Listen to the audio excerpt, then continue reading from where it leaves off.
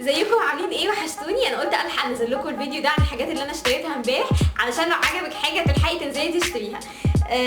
انا لابسه منهم حاجه. الحاجات اللي انا اشتريتها امبارح من اتش اند ام ده.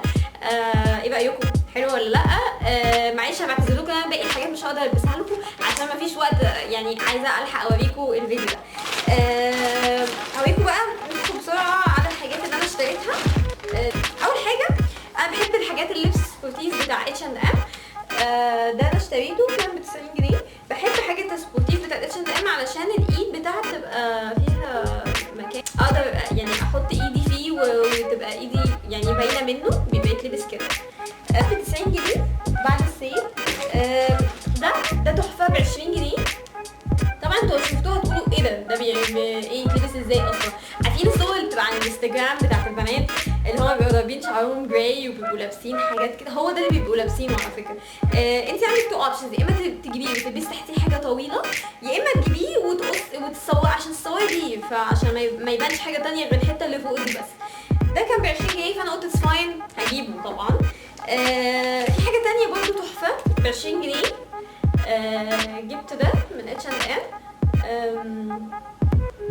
طبعا انت هتشوفيه هتقولي ايه ده، يعني هو مفتوح من الجنب كده ازاي؟ طب انا هلبسه ازاي؟ بصوا يا جماعه، ده طريقه لبس واحده، وهي ان انت بتلبسي تحتيه تي شيرت كات لون الوان، مش مثلا جراي، لا الوان فاتحه بتتلبس تحت ده.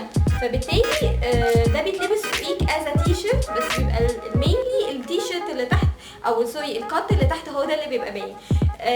ده كان حلو جدا. انا لقيته برضه ب 20 جنيه فما كانش ينفع ان انا اسيبه.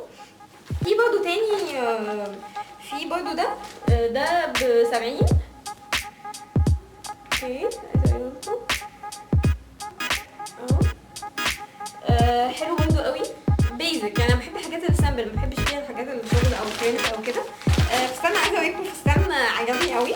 الحمد لله لقيت مقاسي عشان هو مفيش غير كان اخر قطعه وهو ده مقاسي. فستان قصير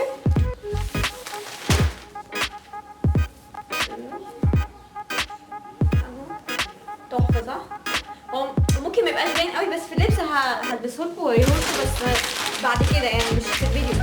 واخر حاجه اشتريتها فستان اسود من اتش اند ام، بس هو ده مش كانش عليه سيل يعني، بس تحفه. كان فستان اسود طويل فظيع. هي دي الحاجات اللي انا اشتريتها، يا رب تعجبكم. ولو عجبك حاجه انزلي روحي اشتري بجد، اسمعي مني. لا في حاجه تانية كمان هتعجبك اكتر هناك. انا حبيت الحق اعمل لكم القصه دي. معلش بعتذر لكم تاني ان انا مش هلبس باقي الحاجات اللي انا اشتريتها واوريها لكم عشان مفيش وقت. انا قلت الحق اعمل لكم